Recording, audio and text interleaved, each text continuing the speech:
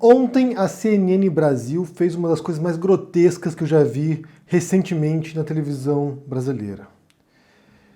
Eles fizeram uma reportagem sobre antifascistas e depois colocaram, para comentar o assunto, um foragido, o Eduardo Falsi, um foragido por acusação de terrorismo no Brasil, que foi um dos integralistas que tentou pôr fogo na sede do Porta dos Fundos no Rio de Janeiro e que depois fugiu para a Rússia. E daí eles põem esse foragido para comentar a percepção deles sobre os antifas brasileiros. Sinceramente, gente, foi uma das coisas mais pavorosas que eu já vi na televisão. É simplesmente deprimente. E isso consolida, mais uma vez, aquela percepção que a gente já tinha, na verdade, né, de que a CNN Brasil se tornou mais um dos braços bolsonaristas, mais uma das emissoras oficiais do bolsonarismo, ao ponto de você ter um foragido por terrorismo falando, comentando questões políticas. É inacreditável. Então, o que eu quero fazer com vocês hoje aqui, primeiro é analisar brevemente a questão aqui do antifascismo, do fascismo, esses conceitos históricos que se diluíram completamente, e falar depois sobre a reportagem, né? Mais particularmente sobre essa presença dessas pessoas ali e o papel que a CNN desempenha nesse debate no Brasil hoje. Mas antes disso, eu tenho dois recados para vocês. O primeiro deles é que ontem eu lancei o livro Minha Especialidade é Matar, Como o Bolsonarismo Tomou Conta do Brasil. Já está à venda lá. Ontem chegou nas primeiras posições na Amazon, ficou em 9ª posição dos mais vendidos geral da loja Kindle e também em 2ª posição na seção, na categoria de política. E é muito engraçado porque já começou as brigas nas avaliações lá. Como aconteceu também com o livro do Olavo de Carvalho, pessoas que não leram o livro, e isso é uma coisa também tosca da Amazon, né? Não sei por que eles permitem isso. Pessoas que não leram o livro, que não compraram o livro, podem lá comentar sobre o livro. Então você tem lá bolsonaristas que estão emputecidos e deixando avaliações negativas para o livro, deixando 1 estrela. Então agora você tem metade das avaliações são positivas e metade das avaliações são de 1 estrela. Ou seja, é ridículo. Alguém falou lá que eu sou um homem doente. Ou seja, pessoas que não leram o livro, certamente. Mas mesmo assim, agradeço a todos vocês que estão comprando o livro, que vão ler o livro, que depois vão deixar reviews lá, vão deixar avaliações após a leitura, né? Espero que vocês gostem da leitura.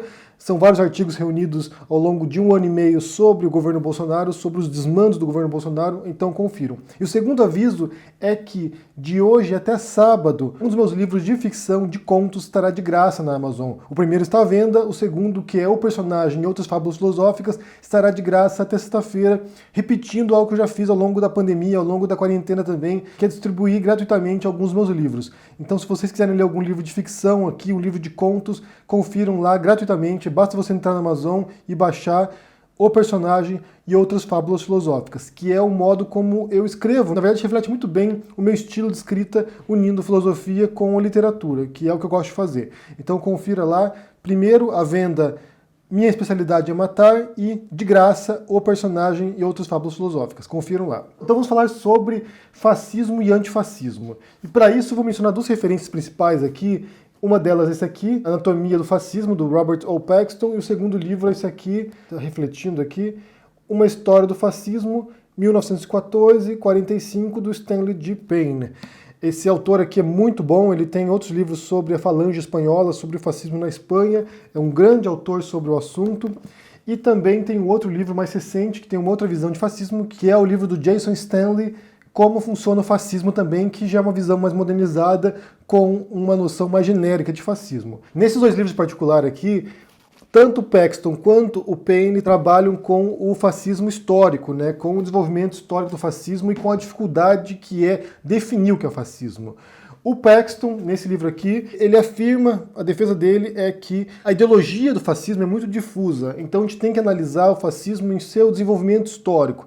O que aconteceu nos anos 20, 30 e 40 na Itália e Alemanha, que são os 2 países nos quais tiveram de fato um regime fascista, o que aconteceu nesses países e como a ideologia difusa foi se alterando ao longo da prática até a desintegração dos regimes. Já o Payne faz um trabalho diferente, ele analisa diferentes partidos fascistas na Europa, porque não foi apenas Itália e Alemanha que tiveram partidos fascistas, muitos países da Europa tiveram, só que apenas em democracias mais frágeis que conseguiram chegar ao poder. Havia partido fascista na França, havia grupos fascistas na Espanha, em Portugal, havia no Reino Unido, havia nos Estados Unidos, havia em outros países, no Brasil também, mas eles conseguiram se fixar, né, criar raízes em países mais frágeis, através de vias parlamentares, através de via democrática. Isso é importante ressaltar, porque embora o fascismo tenha um elemento de revolução, de transformações drásticas sociais, os dois exemplos históricos bem-sucedidos, né, entre aspas aqui, que conseguiram chegar ao poder, eles fizeram via eleição. Tanto o fascismo italiano quanto o nazismo chegaram ao poder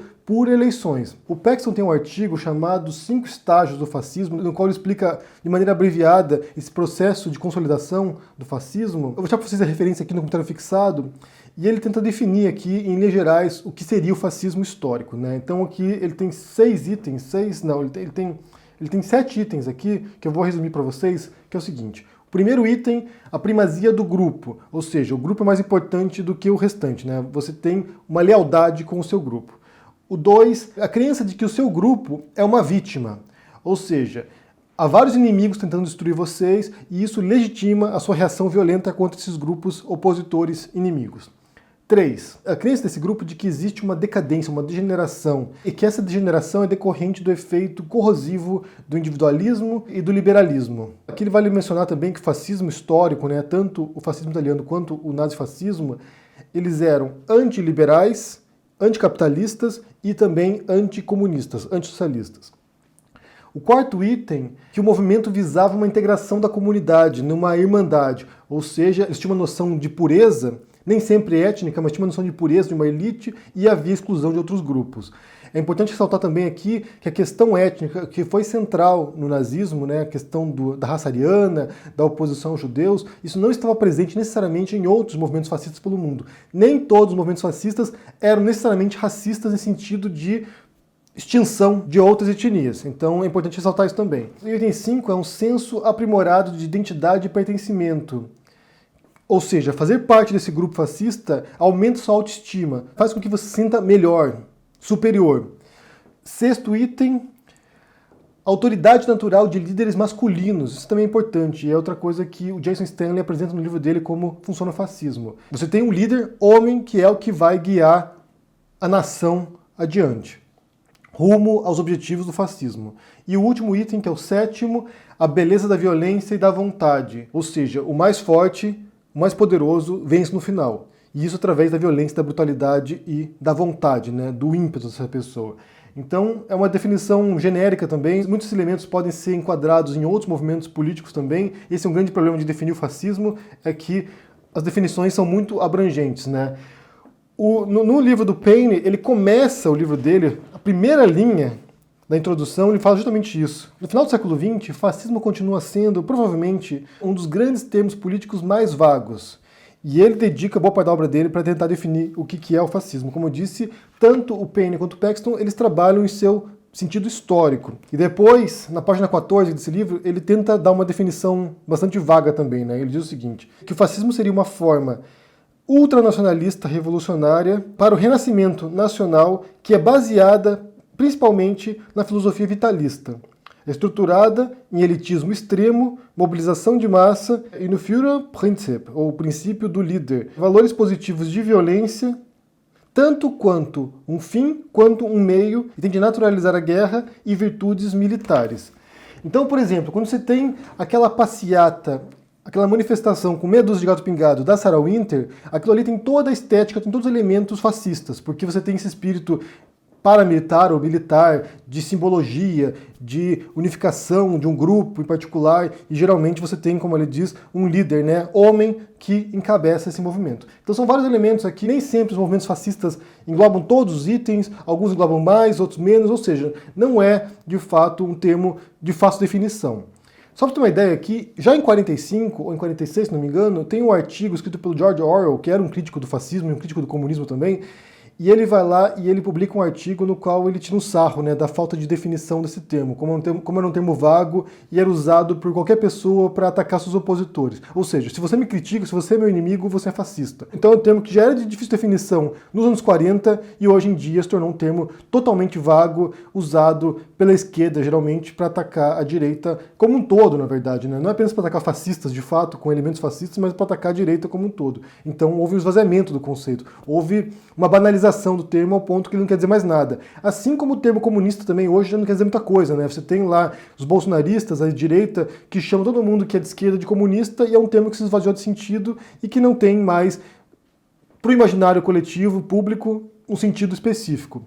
E aqui vale ressaltar também a diferença que existe entre o comunismo clássico e o fascismo, né? Porque o comunismo, pelo menos nessa linhagem marxista, havia de fato um princípio ideológico, assim como o conservadorismo ou o liberalismo, que tem seus autores clássicos que são referência para quem segue esses princípios políticos ideológicos. Então, de fato, para o comunismo você tem certas referências ideológicas autorais, mas para o fascismo não tem autores fascistas, no sentido que você pode usar assim, não, por exemplo, no comunismo você tem o Marx, tem o Engels, você tem o Gramsci, você tem o Lenin, que escreveu muita coisa, o próprio Stalin escreveu muita coisa. Isso é importante observar. Quando o Stalin governava, geralmente ele tinha que buscar respaldo na literatura comunista, na literatura marxista. Ele não podia simplesmente sair fazendo coisas malucas. Ele tinha que se fiar, ou tentar mostrar como ele se fiava na literatura marxista. Incidentally, just a side remark, Lenin remained, despite it all, a sort of an orthodox Marxist in many respects. And as an orthodox Marxist, he didn't believe that it was possible to have socialism in the Soviet Union.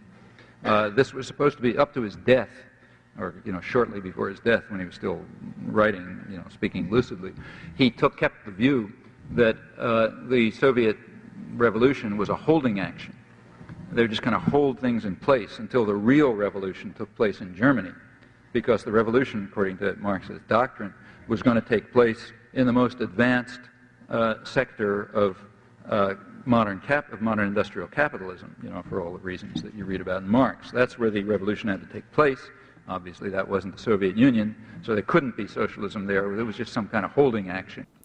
O fascismo não tem isso. O fascismo ele é mais fluido nesse sentido. O Hitler vai, codifica alguma coisa no Mein Kampf, escreve alguns artigos, escreve lá um manifesto, o Mussolini escreveu um manifesto, mas na prática mesmo, quando eles vão implementar esses processos, eles não estão nem aí para o manifesto. Eles vão lá e fazem aquilo que precisa ser feito. Fazem coalizões, fazem pacto com a Igreja Católica muitas vezes, ou seja, não havia muito rigor teórico por trás do que eles faziam. Mas esses dois conceitos se esvaziaram completamente no debate público, pelo menos, né? Você tem pessoas que estudam esses assuntos, mais puristas, que vão se ater ao sentido específico, ou histórico, ou contemporâneo, mas no debate público são dois termos que dizem qualquer coisa que você quiser. E daí, como consequência disso, né, e a gente viu na CNN ali o debate sobre antifascista, também teve isso semanas atrás aqui, uma briga total na internet entre puristas do antifascismo e muita gente na internet que adotou o símbolo antifascista para demonstrar a sua rejeição a esse fascismo brasileiro, né, a esse neofascismo bolsonarista, se a gente puder chamar assim. Já que é um termo vago, a gente pode chamar o Bolsonaro de fascista sem problema, já que ele adota certos princípios que a gente viu aqui no livro do Stanley Payne. E certamente adota certos princípios também que estão no livro do Como Funciona o Fascismo, do Jason Stanley. E daí alguns puristas disseram que apenas aqueles que fazem parte do Antifaschistische Aktion, ou seja, o Antifa, um movimento organizado na Alemanha nos anos 30 pelo Partido Comunista, apenas quem faz parte desse grupo, desse movimento, poderia utilizar esse termo. Sendo que, na verdade, também historicamente, antifascista era todo mundo que se opunha ao fascismo. Inclusive, aqui entra mais uma vez o esvaziamento dos sentidos, né? Como você vê como os termos, os sentidos, os símbolos se transformam historicamente. Na reportagem da CNN, eles entrevistam os antifas que dizem que podem recorrer à violência para combater o fascismo, e aqui é um ponto de discordância, eu já falei sobre isso anteriormente, como eu sou totalmente contra o uso da violência, porque isso gera, assim, uma legitimação para a violência estatal contra a esquerda ou contra grupos que não são necessariamente violentos, é um pretexto para isso, e daí eles mostram nas ruas um símbolo utilizado pelos antifascistas que é das 3 flechas. Vou pôr o símbolo aqui para vocês verem. E esse símbolo, originalmente, ele foi utilizado pelo Partido Social Democrata na Alemanha também, nos anos 30, que foi um movimento antifascista na Alemanha, que se chamava Frente de Ferro. E essas 3 flechas, nos anos 30, com social-democratas, significavam oposição a 3 grupos. Os reacionários, os monarquistas, os fascistas e os comunistas. Porque, segundo os social-democratas, esses três grupos levavam à ditadura, levavam à repressão, levavam ao autoritarismo. Então, os social-democratas se opunham a três grupos que eles consideravam como se fossem autoritários. E depois, Bem, a eliminação desses grupos na Alemanha, porque quando Hitler chegou ao poder, ele extirpa, né, elimina toda a oposição possível.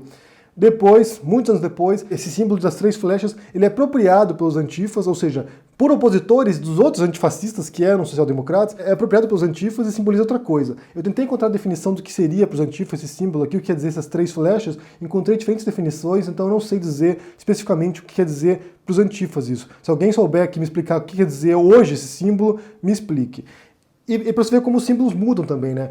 A própria suástica é um símbolo que para os hindus significava uma coisa, era um símbolo positivo, simbolizava prosperidade, boa sorte, e foi utilizada pelos budistas também. Há templos na Índia, por exemplo, no Sudeste Asiático, com suásticas, porque era um símbolo positivo. E os alemães, nos anos 20, se apropriam desse símbolo, adotam esse símbolo e passam a transformar hoje num símbolo que é da abominação, né, do horror total. Então, se você vê uma suástica hoje, você não vai pensar no hinduísmo, você não vai pensar no budismo, você vai pensar no nazismo. Então, é um modo como esses símbolos, esses conceitos, esses termos vão sendo transformados historicamente.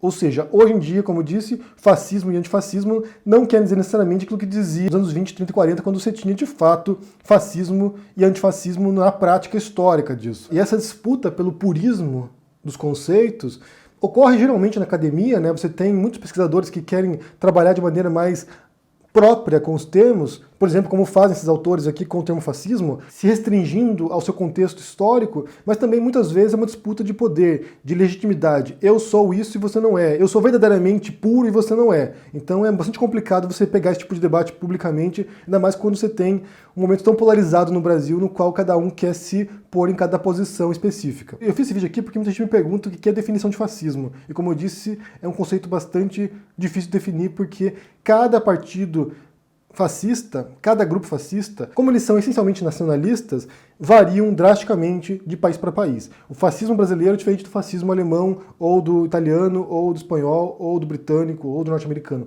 Cada país tem seus elementos próprios, sua simbologia própria, sua retórica específica, embora possam transitar um pouco ali entre certos aspectos.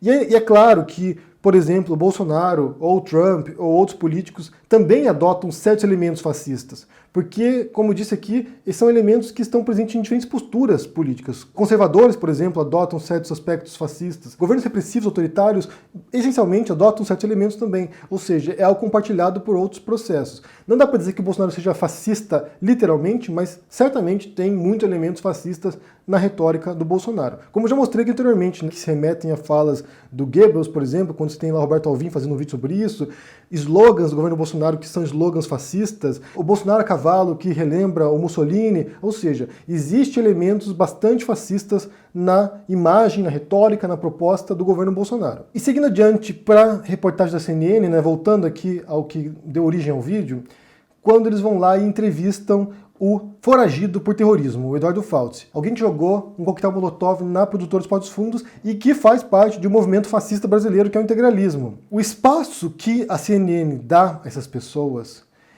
como eu disse no começo, é lastimável, é deprimente, é vergonhoso. É utilizar uma emissora, é utilizar um espaço de debate para naturalizar o absurdo. É o que eles fazem. Diariamente você vê lá debates sem pé nem cabeça, muitas vezes, pondo uma posição que seria racional, às vezes moderada, com uma posição extrema de direita. Parece que sempre tem que ter isso. Sempre tem que ter alguém aqui e alguém lá no outro canto, lá na extrema direita, para debater os assuntos. A CNN, até eu vi alguém falando recentemente aqui, que se a CNN Brasil existisse durante o nazismo, você teria a emissora pondo para debater no programa deles aqui, de um lado, o Heinrich Himmler, o chefão da Gestapo e da SS, um dos responsáveis pelos genocídios dos judeus, de um lado o Himmler e do outro lado um líder comunitário judaico. E daí os dois debatendo aqui, o Himmler e o líder judaico debatendo se exterminar os judeus é uma coisa boa. É basicamente o nível dos debates da CNN hoje. É debater coisas absurdas, geralmente com um debatedor que tem uma posição totalmente inconcebível no debate público. É uma desintegração do debate. É quando uma pessoa está lá para defender o que é indefensável. Quando eles vão lá e põem um acusado de terrorismo para falar sobre fascismo ou antifascismo, isso é completamente inaceitável. Embora eu discorde da postura de certos militantes de querer violência para poder causar algum tipo de transformação, quando você tem alguém que é acusado de um crime, que está foragido, indo dar um pitaco sobre o assunto e chamar esse cara de empresário ainda, um foragido por terrorismo chamar de empresário, aí é extrapolar bastante os limites. Aqui a CNN foi realmente longe demais, demais mesmo, assim. Passou da borda da Terra plana já.